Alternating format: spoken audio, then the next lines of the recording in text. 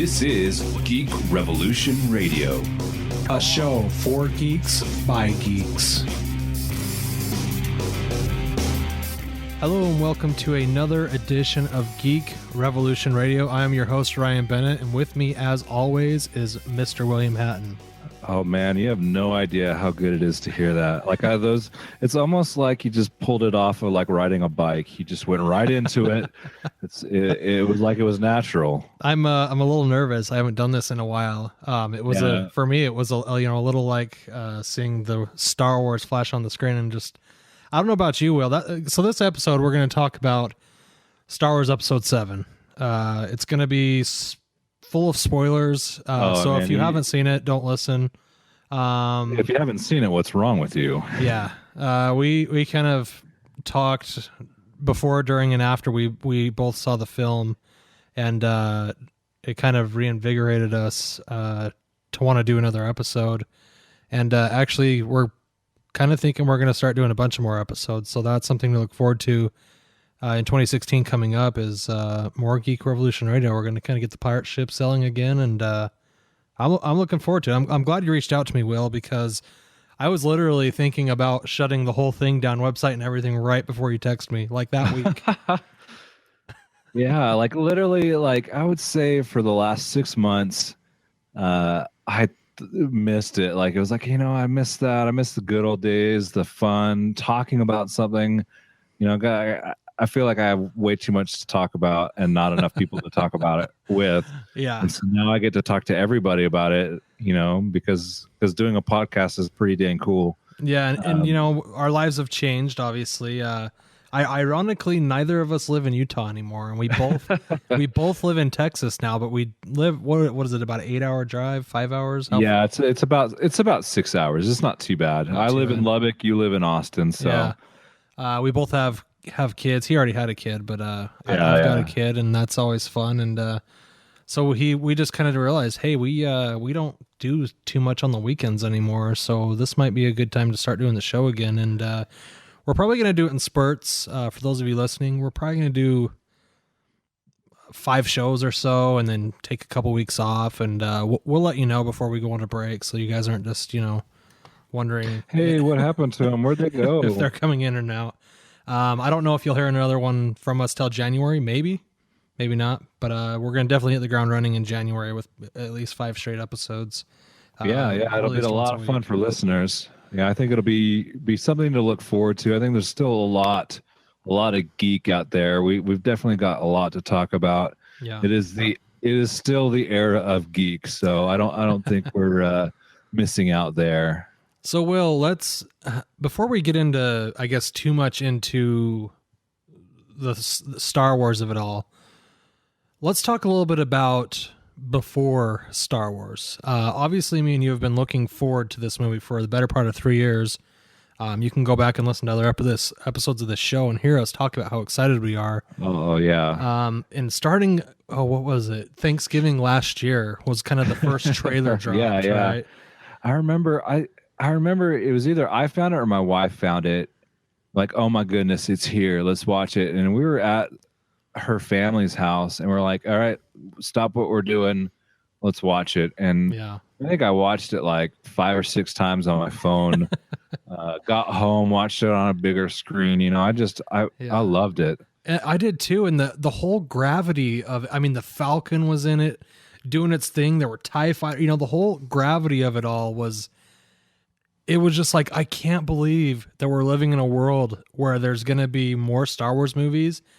And they're going to be after the original trilogy, which will be Luke Skywalker and Han Solo and Chewbacca and the Millennium Falcon and Light Side and Dark Side. And it was all just so exciting. And it was, honestly, I've been more excited for that movie to come out than Christmas this year. What was nice about it is it wasn't just something online. It wasn't like screenshots from the movie where you kind of see something. You actually saw footage from the movie. It wasn't like theory, it wasn't fan made, it wasn't anything like that. This was legit. Like I read an article in Wired magazine where JJ was talking about, what, if I as a fan of Star Wars, this is what I would want. I would want a nice teaser a year out Yeah. he did it for the fans, and I think that's an indication going into the movie of what I expected. Well, and it was fan making a movie, you know. And let's talk about that a little bit, because the movie is called The Force Awakens, and I don't know about you, but the trailer says there's been an awakening. Have you felt it? Like, to me, the release of this movie and Star Wars coming back, it felt like that's what all of this was about. Like, it was awakening again. We're getting back into the the machine of things, that there's going to be a bunch of more Star Wars movies that come out. And it was it'd been a long time since we've seen Star Wars, not just, I mean, the prequels were Star Wars, but we're going to talk about this later. But I want to talk a little bit later in the show about how I guess it's affected your opinions of the other 6 movies. But anyway, the movie came out, and me and you went and saw it in IMAX 3D first showing, correct? Right. I went on Friday and got to see it during the afternoon. Right. And I got in line early because I went to a place where they don't do assigned seating. Yeah, me too. And so I was in line. There were like maybe 5 or 6 people in front of me. So I got right in, got to the seat that I wanted, and it was the perfect seat. Like I don't think I could have picked a better row for IMAX 3D. So I went on Thursday night to IMAX 3D. I happened to score tickets when Fandango went down. When the tickets went on sale, their mobile app did not go down, so I was able to get IMAX 3D tickets. I got there about 5 hours early, and there was no less than 40 people in line in front of me, and that was for the 10:30 showing. That wasn't even the 7 o'clock showing. Yeah, my showing was at 1 p.m. and I got off work at like 9:30 in the morning and went straight to the theater, and like nobody was there. And so I went and talked to the attendant. She's like, yeah, like school gets out at noon here, so you probably could come back around 11:30. So I literally left, came back, and still managed to get right up in the front. Okay, and you've seen it since then, right? Have you seen it in Have you seen it in 2D? Twice. I saw it in 2D at a drive-in. Okay. Not that great. It was really dark, and the screen quality wasn't as good, but the movie was still good. Yeah. So here's my reaction. I've seen it 3 times now. I saw it in IMAX 3D. I saw it at a regular movie theater, and then I saw it at the Alamo Drafthouse.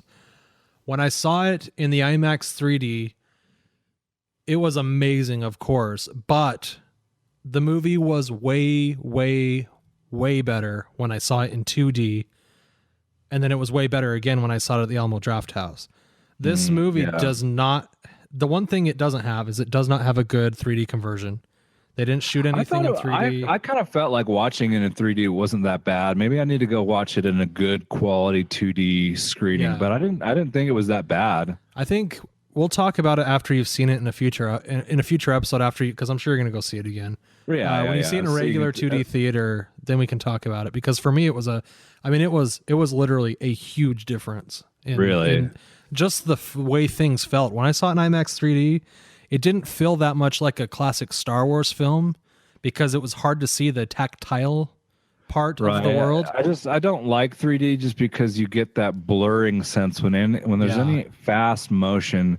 Your eyes can't adjust to it in a quick time. I really wish that there was more emphasis on just showing IMAX movies, so where you don't have to get the 3D part to it. I'd rather pay more to go see an IMAX alone, not IMAX 3D. See, I don't know if there are any IMAX showings. I haven't, like, not here in Lubbock. Not anywhere really. Yeah, I don't know. Okay, so now we've. I do want to point out that talking about leading up to the movie, one thing that kind of bothered me is I love it. I love people getting excited about it, but there was something about the marketing and merchandise that was over the top. Yeah, it's like when you're seeing like, it's the mouse, man, the Disney machine cover girl, Force Awakens makeup. I'm like, okay. Oranges. BB-8 oranges was the greatest thing in R2-D2 apples. I mean, like, really? I mean, it's great, but it's also silly at the same time. Yeah, I mean, I kind of expected all of that but it was over the top, but it was okay with me because it was Star Wars, you know? Yeah, no. At the end of the day, I was just thinking to myself, you know what? I'm cool with it. You know, Yeah. people can get annoyed with it, but I'm all right with it. That's right. So let's talk about Will. Why don't you tell me what you were feeling before you saw the film, when you were watching the trailers and you knew we're at Star Wars, the crawl is about to begin. Talk about how you felt leading up to that, and then how you felt once it started. I honestly had like a shock. Like I couldn't believe I was actually, like, all that time of waiting was over, that I was really there. It almost numb. Like I couldn't believe it was all happening. You know, when the music starts and it explodes in your ear and you see the crawl, like it's just, just a magical feeling, reading every word, loving everything. And the first word, Luke Skywalker has vanished. Yeah. It was just so freaking awesome. And I literally probably about halfway through the movie started to get like anxious, started to get like nervous, because I was getting closer and closer. I knew every minute that went by was a minute that it was going to be a minute less of over. The new Star Wars movie. Yeah, I didn't want it to end. I was like, oh my goodness, this can't end. I need it to keep going.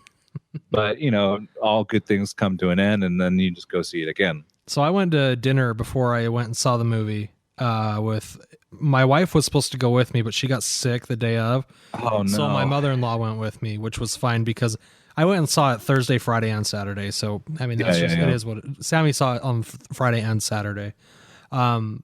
So when the trailers were going, I could not have been less interested. The trailers were all good trailers, and they're all for movies I want to see. I know. I couldn't be less interested in the trailers, and I was bouncing my feet because of nerves through dinner and then through the trailers. Yeah. And then, it was great being there opening night amongst the fans, because it's, and the one thing that was different is we didn't get the 20th Century Fox kind of fanfare thing, which was a little weird because it just did the Lucasfilm thing, and then boom, in comes John Williams. And once that started and the whole crowd just let out a roar, it was just like then it was real for me. Then it was like, we're here, we're at Star Wars, and I just got sucked right into the movie from the very second. I wish I got to experience something like that. I was in a room full of mediocre fans, like people that want to see the movie but aren't like fanatics. Yeah. Nobody cheered, nobody clapped. You know what's funny is, when I went and saw it on Friday at the regular movie theater, it wasn't like that then. But then when I went and saw it on Saturday at the Alamo Drafthouse is an amazing movie theater. Everybody that was there, everyone cheered. It was just like seeing it on opening night again. And it was great. Awesome. It was amazing. I really, okay, so let's get into it about that. My expectations for this film were very high. I was almost certain that I was going to love it just because of who I am, and I love all of the other movies. But I can honestly say, now that I've seen it, this movie somehow figured out a way to exceed my expectations. I liked it more than I thought I was going to like it. I agree with you. Like, I feel like I knew going in that I'm a big fan of J.J. Abrams. I've really never not liked any of his work. I'm a huge Star Wars fanatic.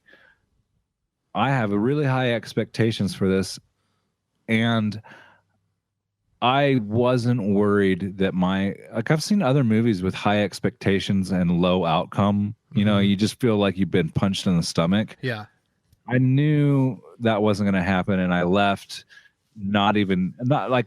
it really did exceed my expectations. And I have a coworker who does movie reviews for the news, and he loved it. He said it was probably the greatest of all of the films, but he's still like, I guess he feels like as a critic, he has to like nitpick. Yeah. And I've been trying to think over the last 5 days, like what could I see wrong in this film? What do I not like? I've seen some critical things said about this film, none of which I agree with at all. I have two. The two big ones that I've heard are the almost complete retelling of A New Hope, which to me is fine. Honestly, Yeah. I'm okay with it. It's as if, you rebooted the movie with today's storytelling and graphics and all that, like the edge. Like, I feel like movies today are at a peak. They're great. Like, our quality is a lot better than it has been in the last 15 to 20 years. And I'm all right if they went back and did, a very, very, very similar story as A New Hope, because that's a great story. You know what? People keep telling Romeo and Juliet. People steal Shakespeare all the time, and nobody bats an eye, because storytelling, to a degree, to a fault, is consistent from story to story. You take elements, and I mean, granted, a lot of it's the same, but that's okay to me. Here's what I think about it all. The Force Awakens was exactly what it needed to be. It was exactly what it needed to be for the first film in the trilogy, or if they're going to do two trilogies, however many more movies they're going to make. It was exactly what it needed to be. It brought in new characters, gave you a reason to care about them, introduced the old characters, made them play with the new characters, and then also kept so that it was a familiar story. Yes. Right.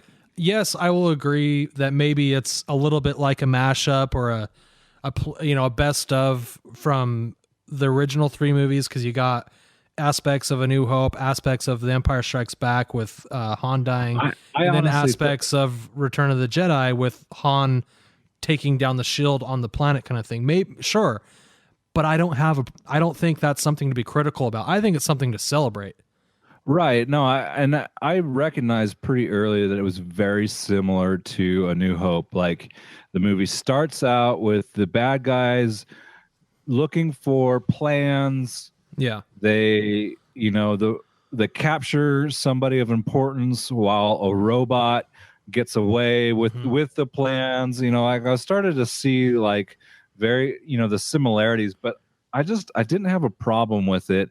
And I like people that like generally, like I hear people have critiques of it, but I've heard like people have just straight up anger, animosity. Yeah. Towards the movie. And it just baffles me. I don't want to like call anybody out, but we have a friend of ours who used to do some work for us on the show, who like described it as like taking a hot poker to the eye, just hated J.J. Abrams' work and everything. And I'm just like, I don't see it. I don't see how you could be so... Is this the guy that said that ISIS must have directed this movie?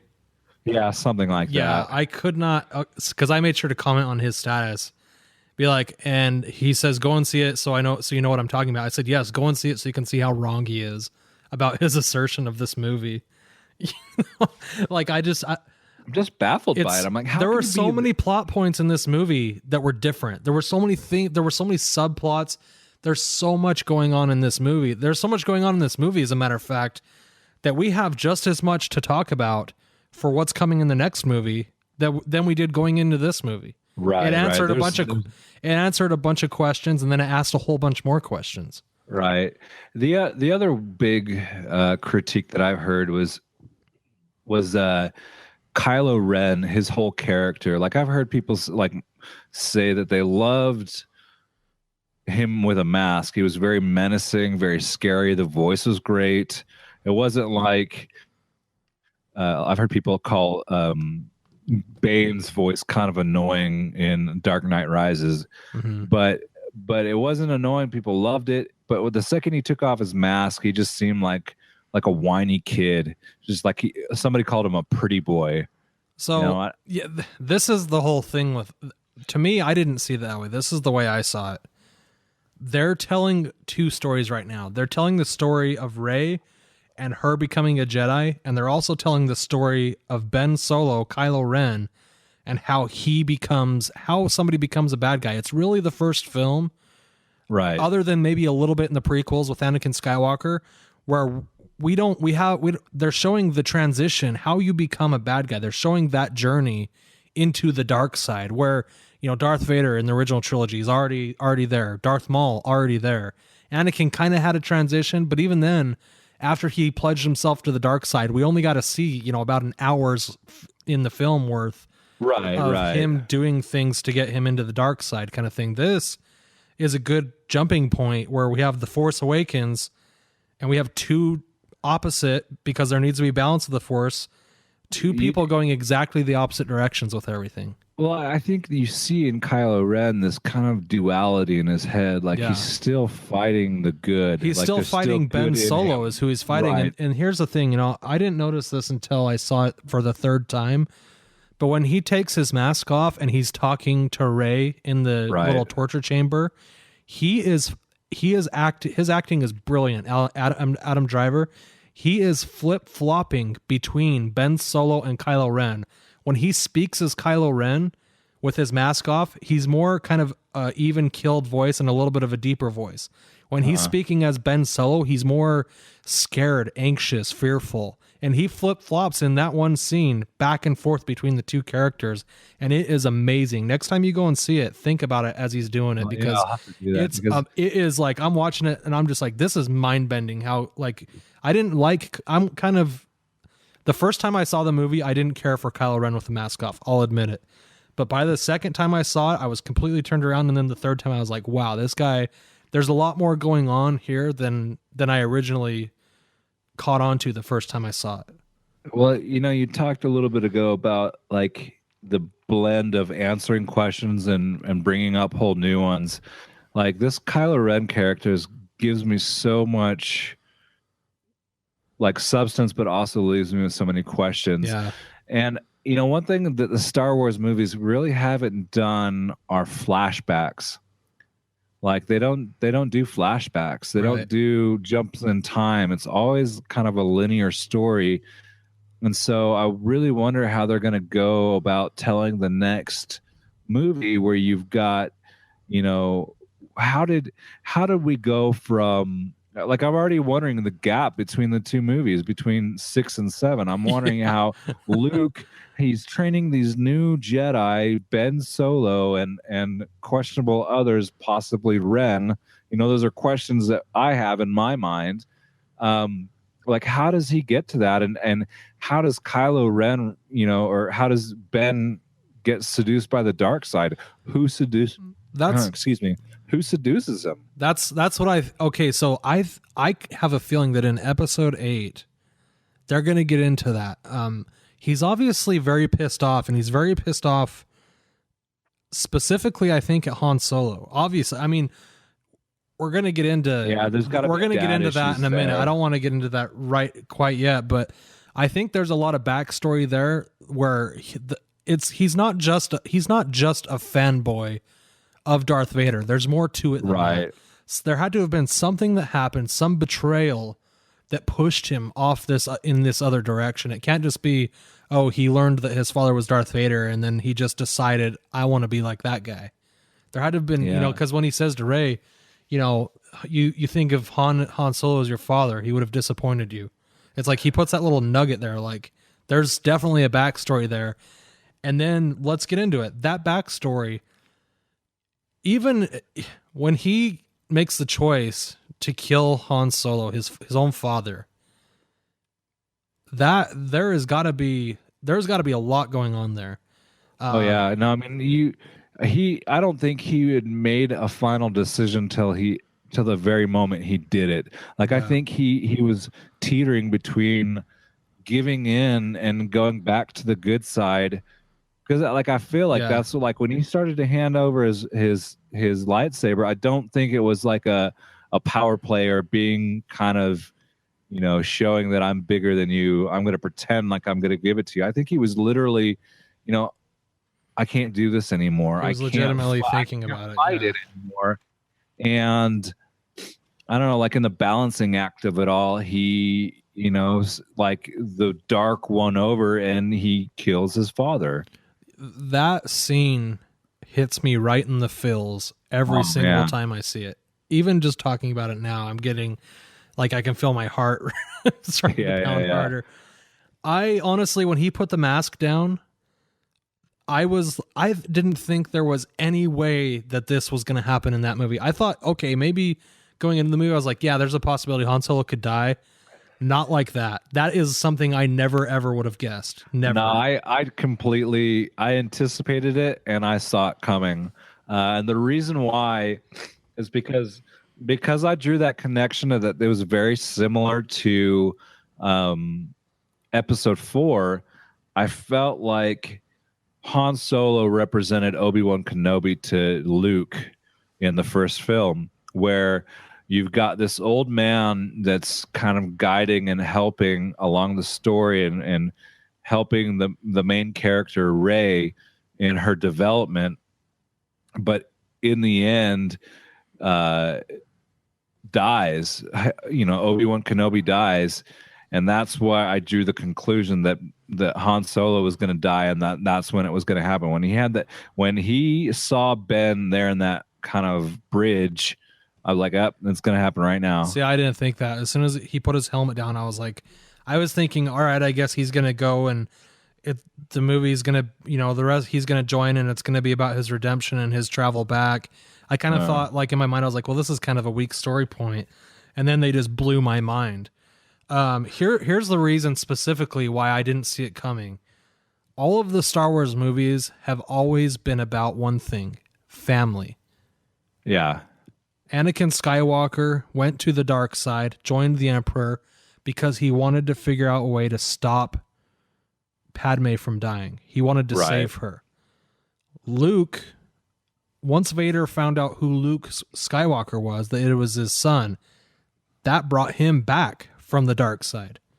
Right. There has never been a moment in that movie where a family was killing family. It's always gone the other way. It's always been that family made decisions to what they thought was in the best interest of the family to unite the family. This went a whole nother direction.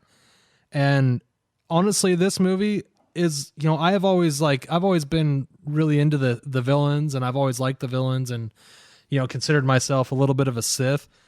I have none of that in me after this movie. This movie scared me like Rey to the other side of things completely. That, in my opinion, there is nothing cool and nothing popular about the Sith at this point in the story. I've always felt like I've sided with the light side, but I feel like analyzing the two was always interesting to me. Like how you have, like the words selfless and selfish kind of come to mind from the two sides. Yeah. But they were always villains that you could love. Even if you didn't like them, you were like, Darth Vader is a cool villain. Darth Maul is a cool villain. The Emperor is a cool villain. Kylo Ren is a douchebag. That, simply put, I was wearing a Kylo Ren shirt to the movie on Thursday night. And after the movie, I turned to my mother-in-law and I said, that guy is a real douchebag. I don't want to wear this shirt anymore. And I have not worn my Kylo Ren shirt since I've seen the movie. I just can't do it, especially as a father. I still like his character. I don't. Yeah, have that. No, don't get me wrong. I don't. Oh, yeah, it's not that I don't like his character. It's just that they always put something in there that's cool or redeeming or interesting. For me, he's gone. I feel like Chewbacca, where I'm just like, all right, let's blast this guy. He's done. Yeah, it's kind of interesting. I don't know. Like I feel like family was always important. I agree with you there. Like you look at Luke, he didn't want to give up on his father, even though everybody else was telling him. He never did. He never killed Darth. I mean, maybe he never really killed Darth Vader. I mean, even at the end when he cut off his fake hand, he didn't kill him. The Emperor killed him when he electrocuted him when he was throwing him over the side. Right. But I mean, Luke, it's always been a very strong stance in this movie that there's never family on family violence. You know what I mean?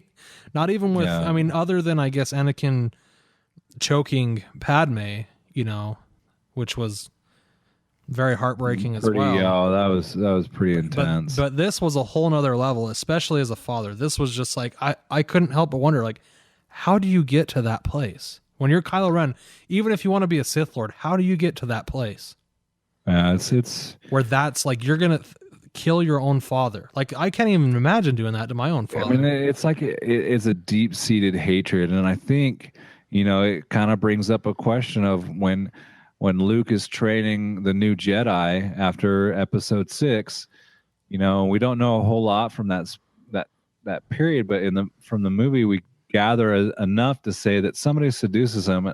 I think that somebody is a character we really don't know a lot about, and it's Supreme Leader Snoke. Snoke, yeah. Like it, he is shrouded in mystery. Yeah. Because I get the sense that he doesn't have the Force. He's not a Sith.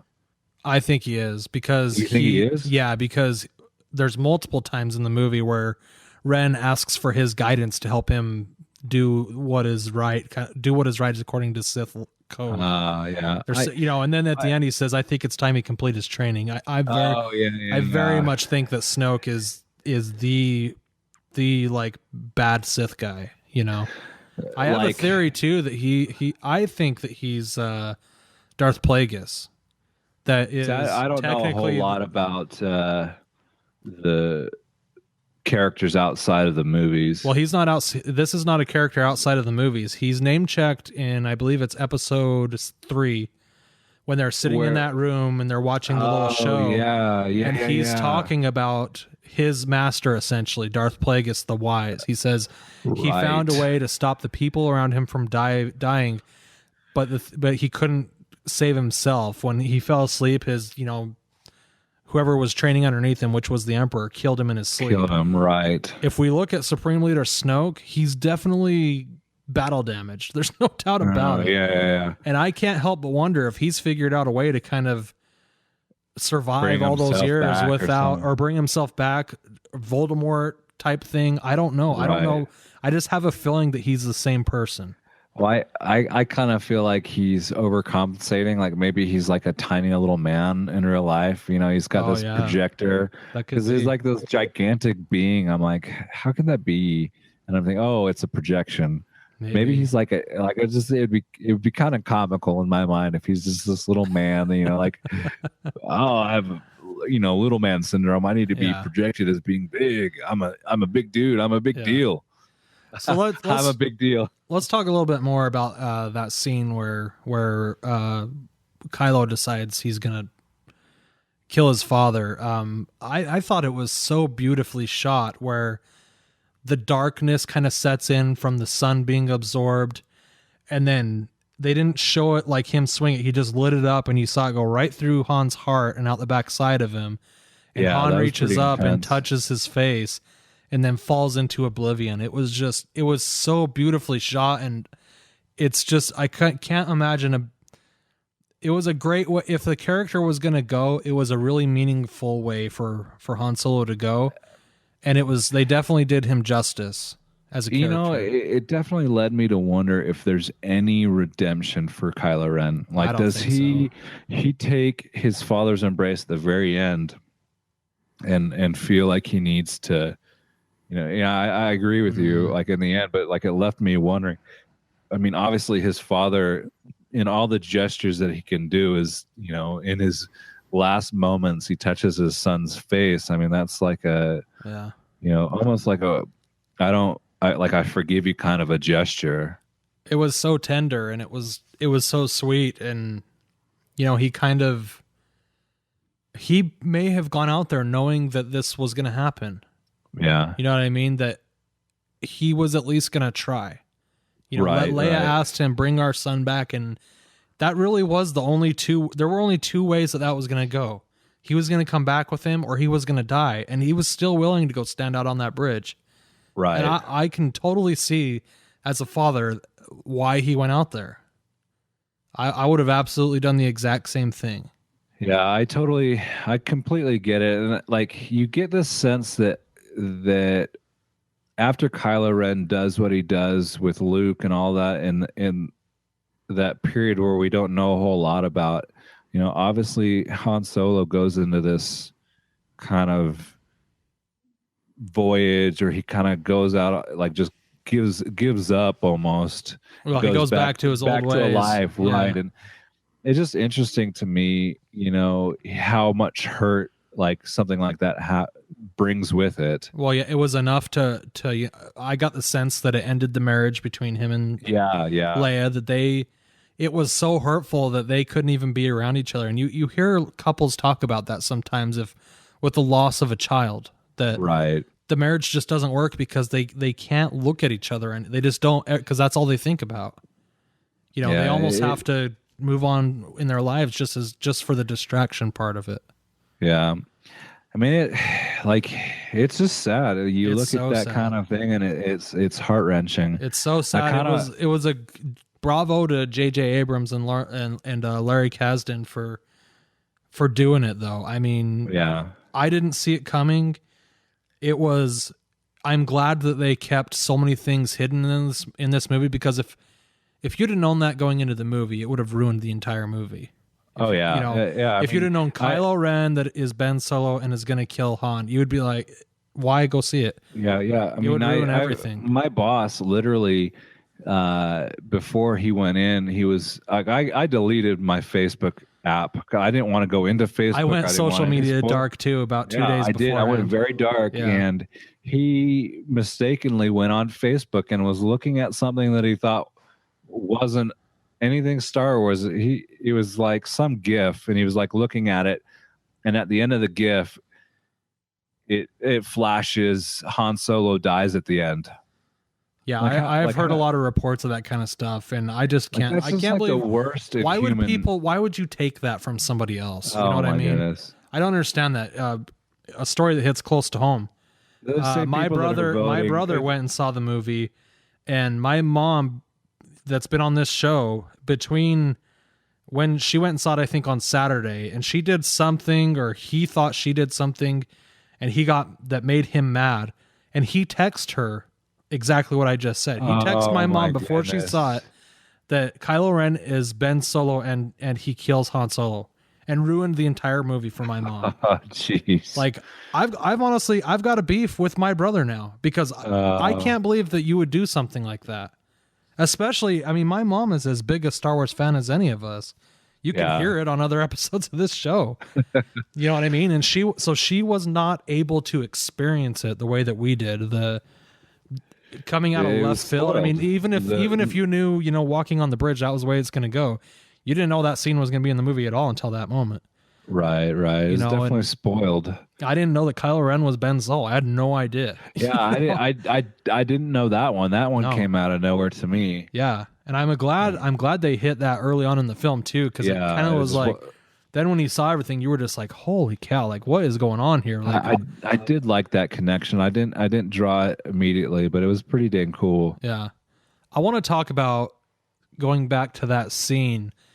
So right after Han dies and falls into the abyss, when Chewie screams, that's when it gets me every single time. That's when I just I start welling up, because Chewie sits there and literally watches a man that has been his best friend for what I mean, Chewie has lived a lot longer than Han. Right. They live a couple hundred years. Wookiees do. I would guess that he's been in Han's life since very, very early on. And not only that, but up until the point that Ben went to the dark side, sometime in his late teenage years or early adult years, I would assume that Chewie was as close with Han Solo as he was with Ben Solo. That he was there from the very beginning, growing up with him and piggybacking him around, and loved. I would guess that Chewbacca had a lot of love for Ben Solo because that's his family. Yeah. Cut to Chewie has to sit there and watch this happen right in front of him, and then to take it another step further, he takes a kill shot on Ben Solo, somebody that is, it'd be like him taking a shot at Han, the exact same thing. And that, to me, that is just mind-blowing to me. People, I've heard some people talk about, he didn't try to shoot to kill him because he shot him in the side. And I'm like, no, I think he just missed. I think he was literally shooting to kill.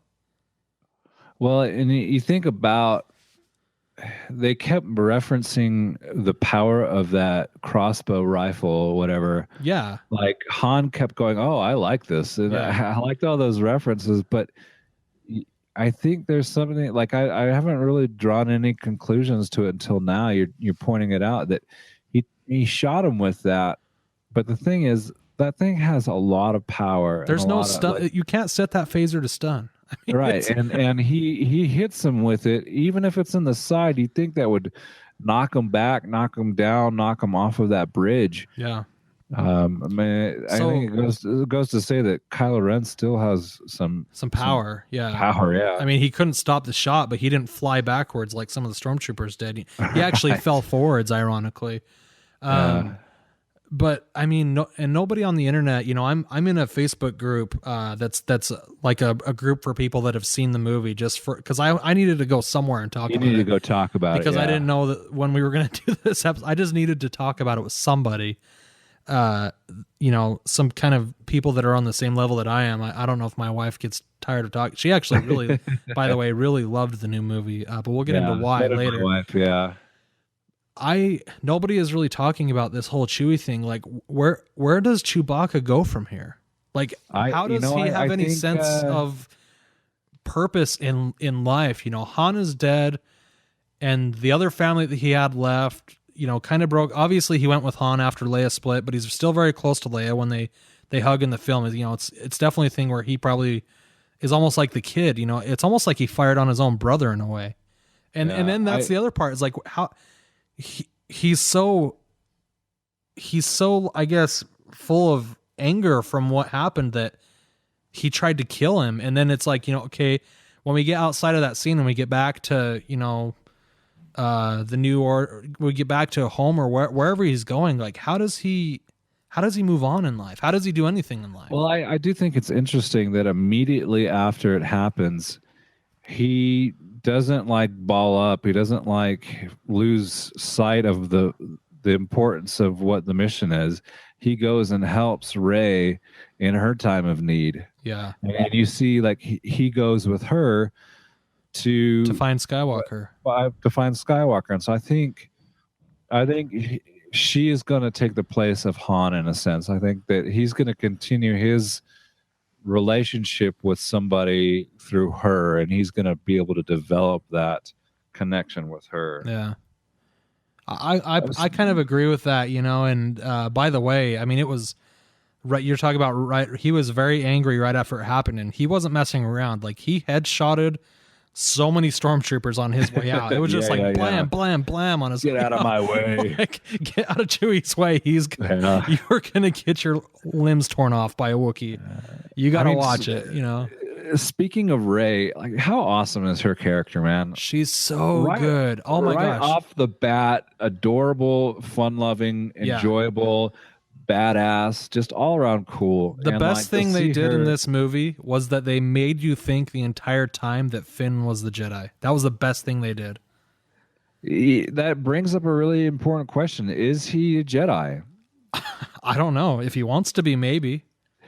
I think he is. But I loved his relationship with her. I love their interactions. Yeah, I love both definitely. Characters. I thought they were strong lead characters to go forward with. That's the thing is like, J.J. Abrams wrote this in such a way that you care about them. And not only that, but this is one thing that George Lucas could never do. There is definitely a little bit of some sort of a romance or a very close relationship developing between them that George Lucas tried to tell with Padme and Anakin, and it just wasn't very good. It didn't feel very organic. No, but this, on the other hand, this has got a whole bunch of layers to it, and it's really great to see unfold on screen. Well, I think I noticed when I went back and watched the 6 movies leading up to this one, like their relationship was always awkward. Yeah. Like.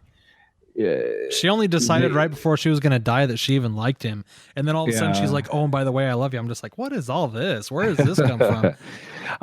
You talking about Finn and Rey, like you see it from the very beginning. She's like, don't hold my hand, like, so this is, I wrote a review for this movie on Rotten Tomatoes. And one of the things I pointed out in my review, this is a movie to take your daughter to, for sure. Yeah. The fact I love one of my favorite TV shows of all time is Buffy the Vampire Slayer, because I love a strong female lead. I think it's great to see happen on screen. And going back to, they threw you off the scent to make you think that Finn was going to be the Jedi, and that Rey was some sort of a smuggler, and that he's the hero. And then they flipped the script in the movie, and had her saving him. She's the hero most of the time. She is the hero. And my favorite part, I think, right after Han gets killed, when I watch this movie, I'm a wreck. I'm just total. Even after I've seen it the third time, it still takes me a couple hours after I've seen the movie. I'm a glass box of emotion. Yeah, to recover from it. But there's two great moments that happen. This movie is a really emotional roller coaster. Han dies, and you kind of dip way down, and you're super sad.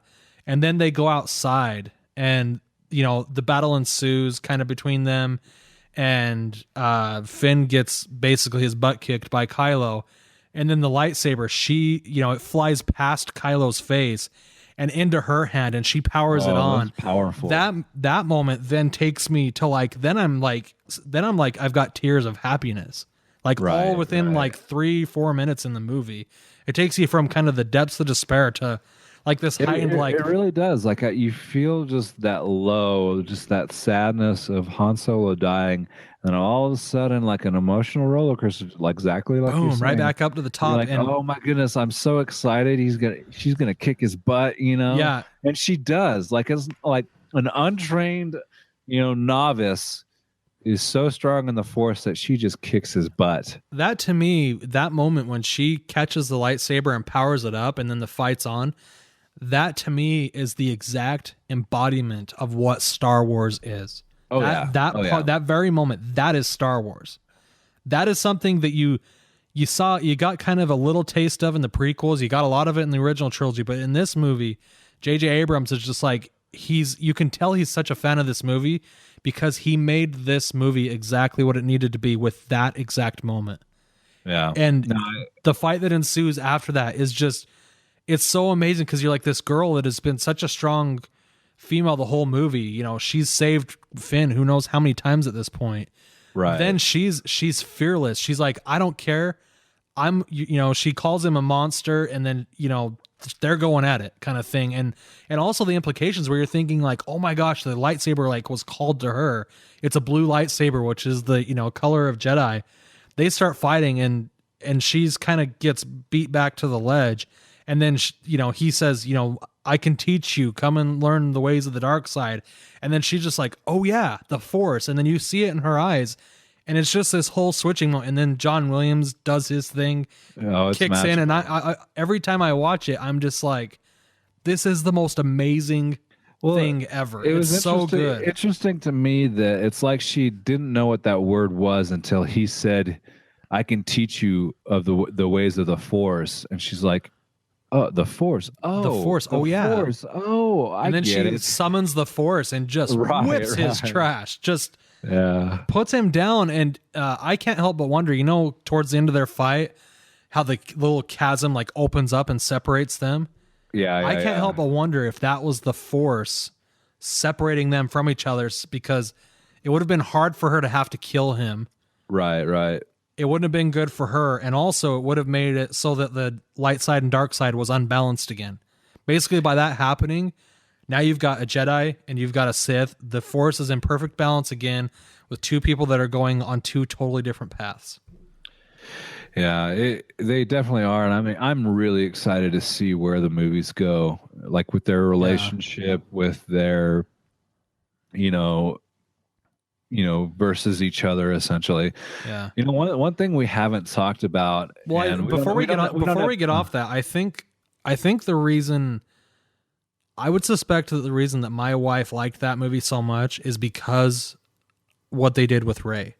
That there is a super strong female lead in this movie, and it's not, Star Wars has always kind of been a man's thing, but it feels like with this one, they're making it kind of an everybody thing, which I'm really glad about. I really do think they are. I mean, you get Princess Leia, but she's second to Han and Luke, Yeah.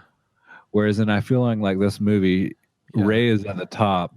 Finn is at the top, who's played by a black man, and I just baffles me that you've got people upset that he's a black man in the movie. I'm just like, that's so stupid.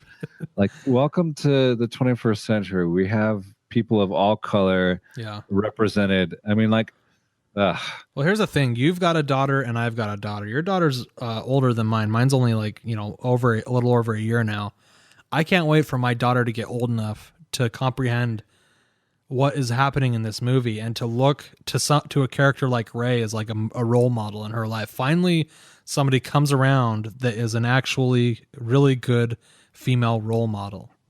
I'm super excited about it. Like, my daughter's already, the seeds have been planted. She loves Star Wars. Like, when the music starts, she recognizes it right away and she'll shout, Star Wars, Star Wars, which is, that's enough for me to get the kick in the feels. Yeah.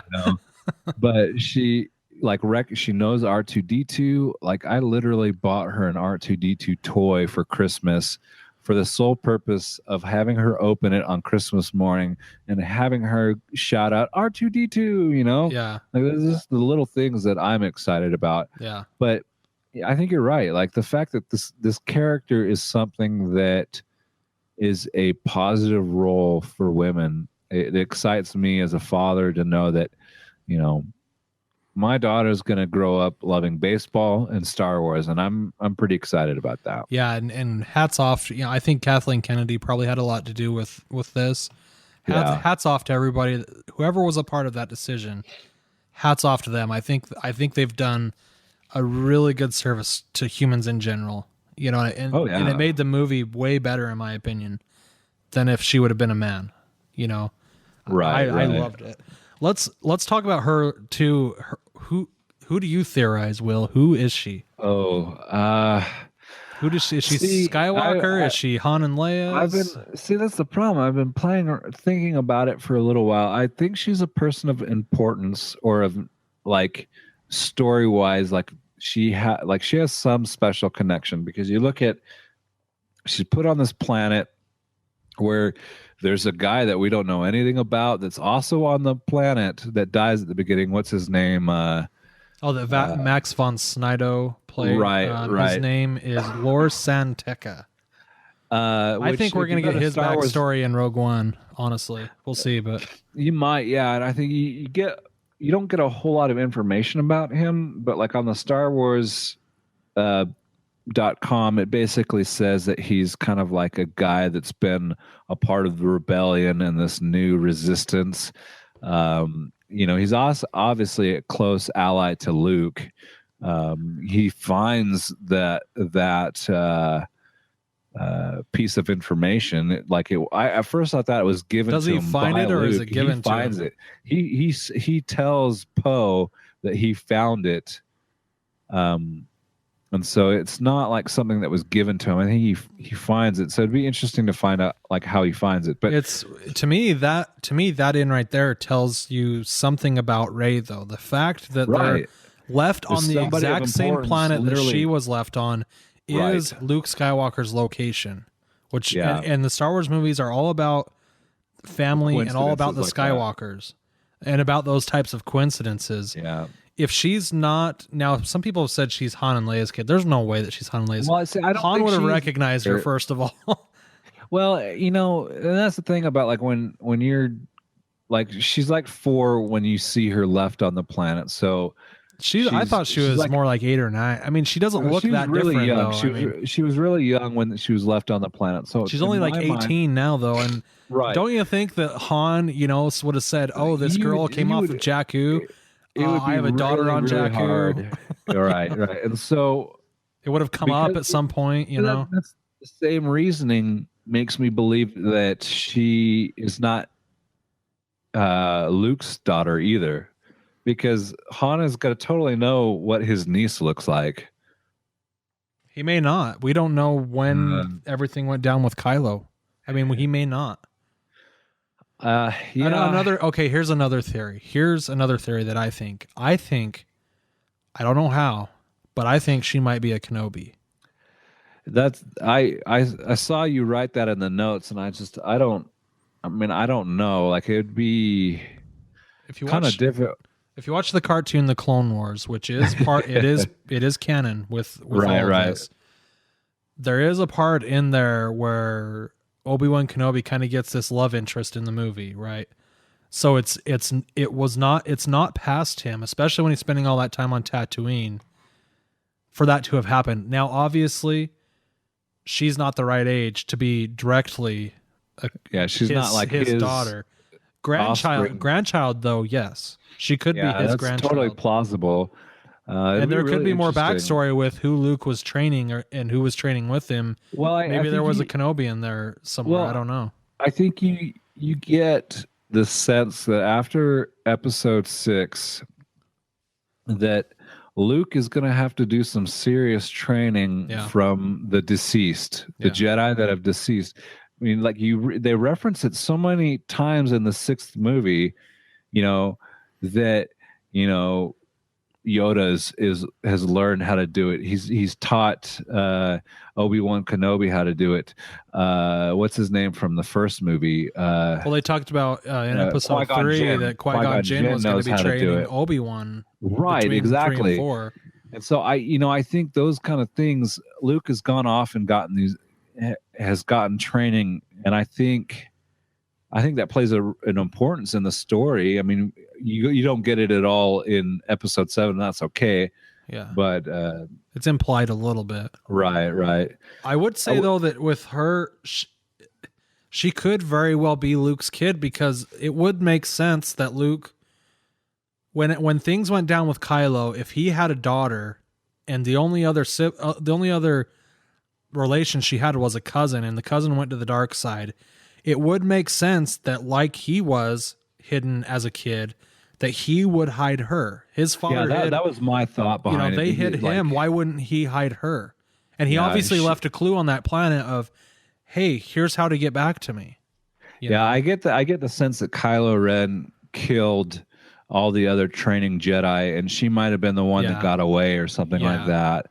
Or maybe she wasn't trained. Maybe she was just a youngling, and she was about to start.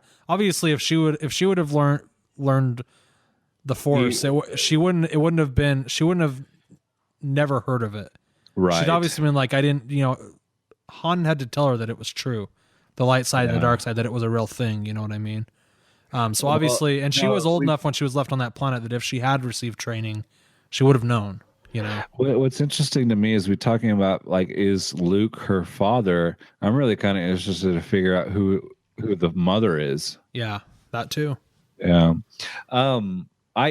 We can't go at all this episode and not talk about one of my favorite characters from this movie, and that's BB-8. Oh, he's so great, right? Oh, dude, seriously, like I've always loved R2-D2. R2-D2 is still one of my favorite characters.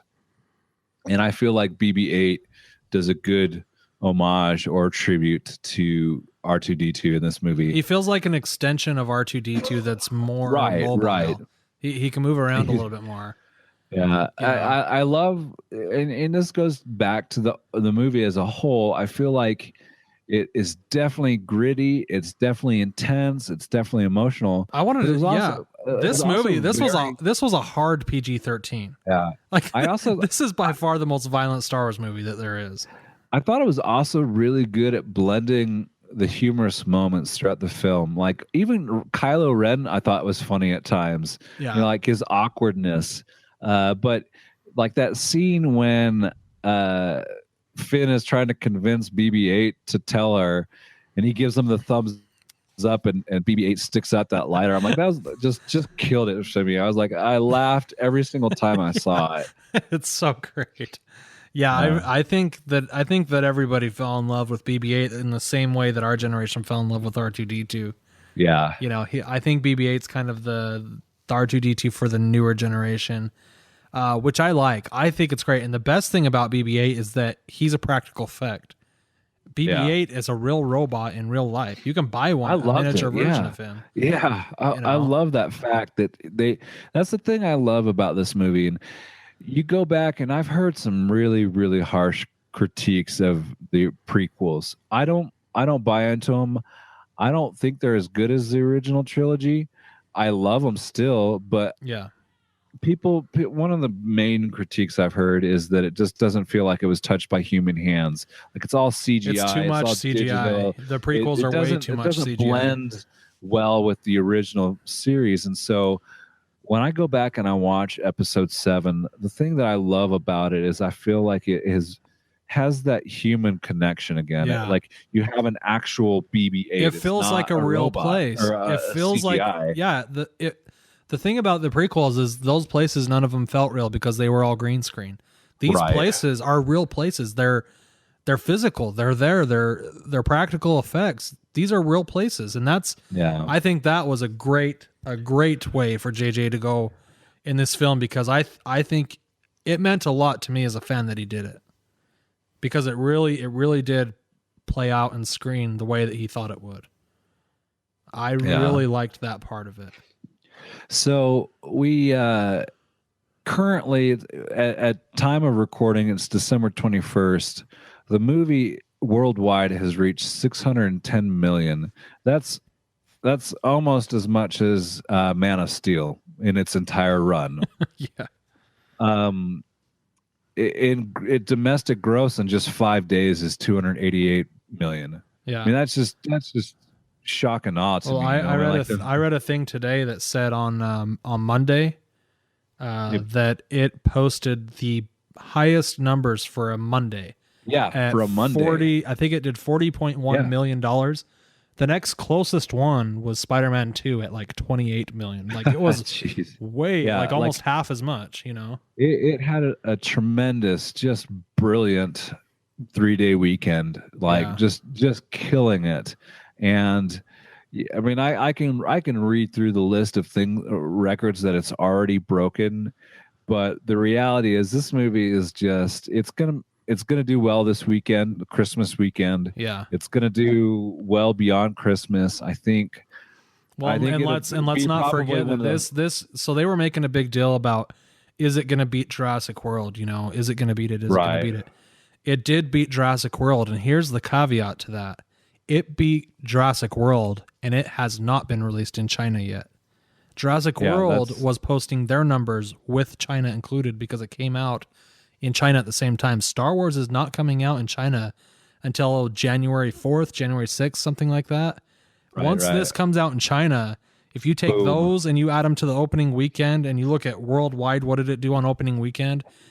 It's gonna, I think when we did this episode way back, I was guessing somewhere between 600 and 800 million. It's going to hit the higher end of that limit worldwide by the time you add China into there. This movie was the fastest movie to $100 million. It made $100 million in the first day. That's the first movie that's ever done that. And once it hits in China, this thing is going to jump to $1 billion so fast, because I know that there's a lot of people over there that are as big of fans of Star Wars as the rest of us are. I mean, people try, and the funny thing is that, you know, people around work and stuff that I talk to, they think that Star Wars is an American thing. And I'm like, this movie is not an American thing. Yeah. It's shot in England mostly. It has mostly English actors in it. You know what I mean? So this is as much a part of everyone else. Right. And is really, there's a lot of parts of it that aren't American at all. They've never shot any Star Wars movie here. They always shoot it at Pinewood Studios. Well, what's interesting to me is I'm really not the expert in terms of predicting or knowing the numbers of how well a movie does in box office, but I really do hope it gives Avatar a run for its money, because Avatar's an okay movie, but I just feel like this movie is so much better that I feel like it needs to knock it off its crown, or knock it off its I'm with you. That's the thing that is the most surprising about this, is that it is a really good movie, and it's not just us that are saying that. This movie is sitting at 95% on Rotten Tomatoes right now, which means most critics liked it. Most of them did. As a matter of fact, it's 95% amongst critics and 92% amongst audience. How many times do you see a movie where the critics rate it higher than the audience? That's an action movie. That never happens. Well, what's interesting to me is, so domestically, Avatar brought in 760 million total. Total Domestic. But that counts. Does that include I think they had 2 re-releases of it. I don't know about re-releases. All I know is that just on the homepage of Box Office Mojo, it just says domestic lifetime gross. So I'm going to assume that means it's going to include all the other releases of it as well. The re-releases and stuff like that. Yeah. So foreign, though, it brought in $2 billion foreign. That's crazy. Yeah, and so I think when you see this movie release, it like full on world release, Brazil, Europe, Asia, specifically China, it's gonna kill it in the international market. I hope so, because I'm certainly not a fan of Avatar. I've never even seen Avatar, to be quite honest. Really? I've never seen it. It's not a bad movie, but I just felt like it was Ferngully told in space. Right. One of the things that I think is really interesting or exciting, really, is we're less than a year away from the next one. You have no idea how excited I am. The fact that we're pretty much going to have like movies in we're going to have 6 movies. Yeah, 6 movies total they're all in the pipe. We've got 6 straight years of Star Wars. And not only that, but very exciting. One thing that people were saying was, "Oh, I can't believe I have to wait 2 years for episode 8." You don't have to wait 2 years for episode 8.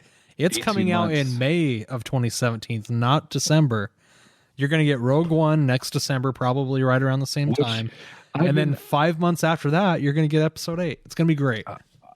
I am really excited about Rogue One, and I'll tell you why.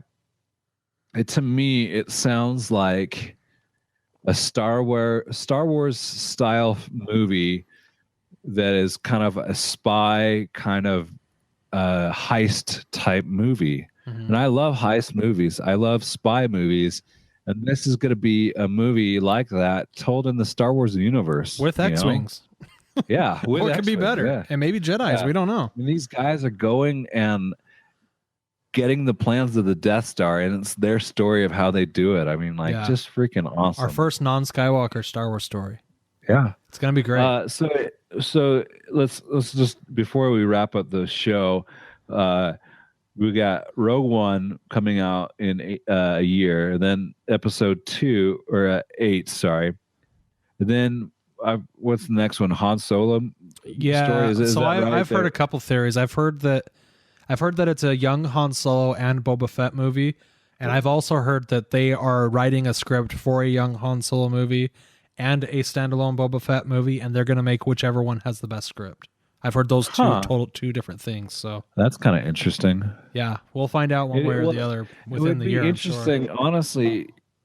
Boba Fett is kind of one of the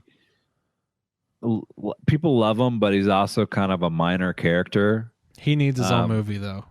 Yeah, and I think it'd be kind of interesting to see, because he definitely has a grudge with Han Solo. Absolutely. So he's got a past too, I'm sure. He's probably got a great story to him, I would guess. Yeah, I'm kind of interested to see how that goes. But, you just have to think that the reality is we're going to get 8 and 9, and these movies are just going to, in a sense, one-up each other, which is a good thing. Yeah. I would like to add that the ballots for the year, they were already in for the Broadcast Film Critics Association Critics' Choice Movie Awards for Best Picture. They were already in before this movie came out. An article just came out today at about noon that they sent out ballots and said to the people who vote, now that we've seen Star Wars that kind of got in at the last minute for this year, would you have changed the movies that you nominated, the 5 or so movies that they vote for Best Picture of the Year? And obviously they did, because Star Wars is officially nominated as the Best Picture of the Year for the 18th Annual Critics' Choice Movie Awards in January. Oh, that's interesting. I'm really interested to see how it does in Oscars. Yeah, they're going to announce the Oscars, I think, usually in early January, so we'll see. Right, I think for practical or visual effects, it's a no-brainer. Yeah, it'll win a few Oscars. Probably it and Mad Max are probably going to battle for it, but we'll see. Yeah, Mad Max was a great movie, but this one has to be my favorite of 2015. Yeah. So let's talk about that. Let's kind of end the show on that. where do you put, and we're going to talk about The Force Awakens more in the future. We barely scratched the surface, guys. No kidding. We thought we were going to be able to get through all this, and it's been about an hour and 10 minutes now. We were thinking 45 minutes, we'll be able to discuss it all. We didn't even hit all of our talking points. No. For you, Will, where does episode 7 land on, of all your favorite Star Wars, of all the Star Wars movies, where does it rank? You know, I've been having a hard time answering that question in my mind because it's like naming your favorite child. Yeah. You know, you love them all, but this one, like, I really have to say, because it came out today in today's style, today's, you know, cinematography, the beauty of our movies today, like, I have to say it's probably my favorite because of all the things that we've talked about today, about how great of a movie it was, how well-rounded it is, how emotional, funny, gritty, intense, all around awesome. The visuals were amazing. The characters were amazing. This is my favorite so far. I stand with you on that. Revenge of the Sith was always my favorite movie. And then the original Star Wars was my next favorite movie after that. This movie I can pretty safely say is my favorite movie because I was already a huge Star Wars fan, but somehow this movie has reinvigorated my love for this franchise and my love for the message that is in all of the movies. Like, I mean, I'm not a, you know, I don't belong to any religion. If I did belong to a religion, this would be it. I take Star Wars, to me, is as much a part of my belief system and who I am as anything else is in my life. And it's always been that way. I wanted to close the show, Will, and I guess I'll let you go first. I wanted to end the show by us both saying and talking, just, you know, bearing your testimony, if you will, about Star Wars, what it means for you, why it matters to you, why it's important. So why don't you go ahead and then I'll do mine and we'll end the show on that. You know, I love Star Wars, and I think I love it so much because I don't know, like, you know, we have this show, Geek Revolution Radio. It kind of, we represent geeks and we love geek things. And I think a lot of that comes from things that were seeded early on in my life. And Star Wars was obviously something that was brought up very early in my life. I think another thing like that was the Back to the Future series. But Star Wars was always there in my life. And I don't know, like, I remember going on about once every couple months and looking to see if there was any kind of update, to see if they're ever going to make another movie. You know, were they ever going to make 7, 8, 9? And when, you know, 3 years ago, when Disney finally purchased the rights and bought them from Lucas, you know, from George Lucas, and said that they were going to make a movie, it was like kind of like all the cards coming together. It was like, you know what? You know, this is fate. This is supposed to be. And I've had dark times in my life where I've used things in the future to say, you know what? I just need to get to there. I just need to get to there. And I just prayed that I wouldn't die before this movie came out, because I was so excited for it to happen. And the reality is, you know, all those things building up to it and it actually being better than what I wanted. It just says to me that there's a universe where, you know, what we want and what we need in our lives come to fruition. You know, that's why I love this movie. That's why I love all the pieces that went into it. J.J. Abrams was probably one of the best directing choices. Absolutely. I feel like you could always look back and say, well, if they had casted so-and-so or this person or that person, I feel like the entire cast was brilliant. I'm glad that they went in the directions that they went. And, you know, this only invigorates my love and faith in Star Wars. I'm with you, man. For me, I don't know. I don't think I've ever specifically talked about this on the show, and how I feel about it. This is the way that I've experienced it, and this is the way that my life has been. I don't ever remember seeing the original trilogy in the theater. I couldn't have seen it in the theater. It was already all done and out by the time I was born. It was just one of those things that was always around when I was a kid. My dad collected all the Star Wars action figures. He would never open them. He would just keep them in a cabinet and he would show them to us. We would always watch the movies. My grandma had Empire Strikes Back, and that's the first movie I ever remember seeing, is watching The Empire Strikes Back and going, what happens before and after this kind of thing? And my dad telling me, there are other movies. There's a movie before and a movie after it. And I was just like, I've got to see these movies. And I saw them, and from that moment, I must have been really young. I must have been maybe 4 or 5 at that point, because these movies were just always a part of my life. I remember when they did the special releases of the original trilogy and going with my family and my dad, going to the theater and seeing them and being able to experience Star Wars at the movie theaters. And it was just something that my family did. It's just something that we did. Cut to the prequels coming out. I was probably about 13 when episode 1 came out. It was 99, I believe it was. And for me, those movies were made for kids that were right about my age. All 3 of them were. I loved episode 1. I loved Darth Maul. I still do. The second movie was great, had me snoozing a little bit, but the Yoda thing at the end was really exciting and fun.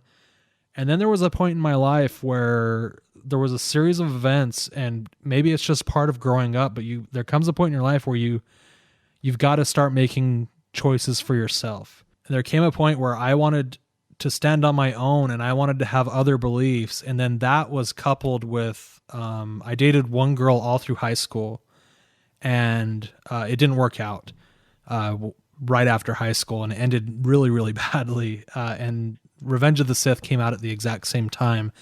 And so for me, when I had this huge hole in my life of my belief systems and everything I thought I knew, came along Revenge of the Sith, which that movie is about kind of a coming of age story. And yes, Anakin does go to the dark side in it, but that's how I felt at that point in my life. I felt like being dark. And so for me, I felt a lot of comfort and a lot of parallels to the story with what was going on in my own life. And that just made me closer to the whole thing altogether. And that's honestly when I was always a fan growing up, but that's when it became kind of a part of who I am. The whole belief system in the Jedi and the Sith, and I don't really subscribe to either. I kind of run right through the middle, where you don't have to be this or you don't have to be that in order to be a good person.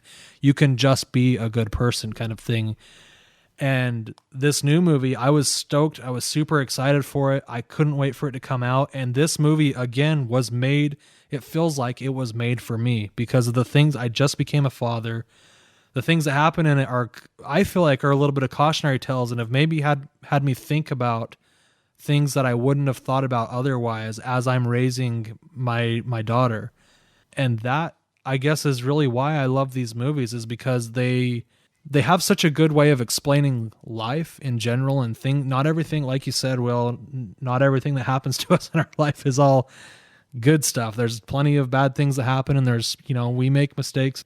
And for me, Star Wars was always kind of the throughput through all that, where I could cling to this belief in there being something out there that surrounds all living things. I think Raz said it the best in the new movie, that the Force surrounds all living things. It help us get to where we need to be. I wouldn't be where I am today with a great job, a great wife, and a great family had all those things that happened before it happened, the bad things and the good things. And so for me, it's almost like the Force was acting through all of those life experiences to bring me to the exact moment I'm at right now. And I'm sure there'll be plenty of other opportunities in the future for that to happen again. And so for me, the Force has always been a very real thing, and is, like I said, is as much a part of my belief systems as anything else in my life. So that's why I'm a fan of these movies and the way they write them, and kind of the whole religious aspect of it. Yeah. That's my path. That's what I guess that's what I wanted to share. That's why Star Wars means a lot for me. So go see it again. That's the biggest thing that that bothers me when I hear people talk about the prequel trilogy. Like, yeah, I might have watched it once. I don't remember what happened. I'm like, watch it like 7 times and tell me you don't find anything to appreciate.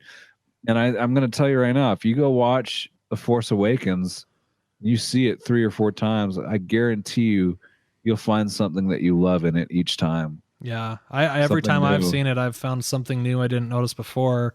I already have plans on seeing it this Friday. I'm going to go see it next Tuesday. Booyah. So I'm excited. I'm really glad we got a chance to get together and kind of discuss this. We'll have future episodes. There's a whole bunch of other stuff we want to talk about. If you haven't seen The Force Awakens, you're not listening to this show. So for those of you that are listening to this, you have seen the show, please don't spoil this movie for other people. Rule of thumb is 2 weeks.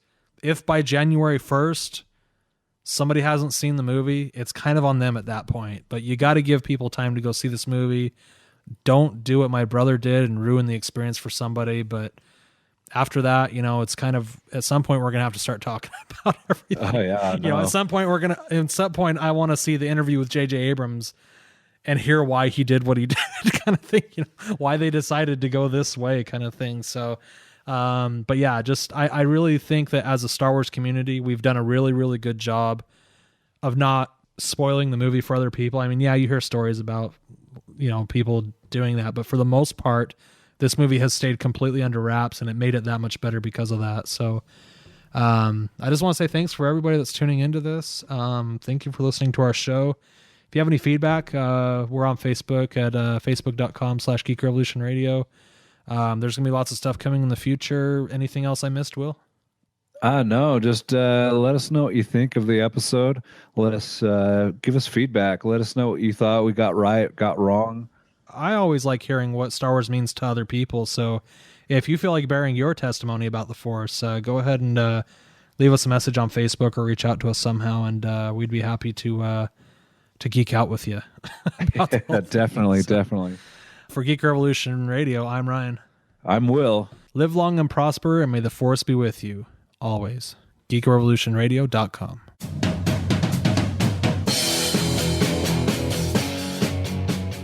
You've been listening to Geek Revolution Radio, hosted by William Hatton and Ryan Bennett. For more information about Geek Revolution Radio, go to geekrevolutionradio.com.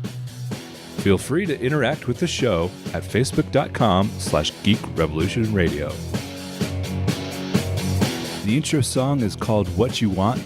The credit song is Riptide. Both are composed by Kevin MacLeod, licensed under Creative Commons.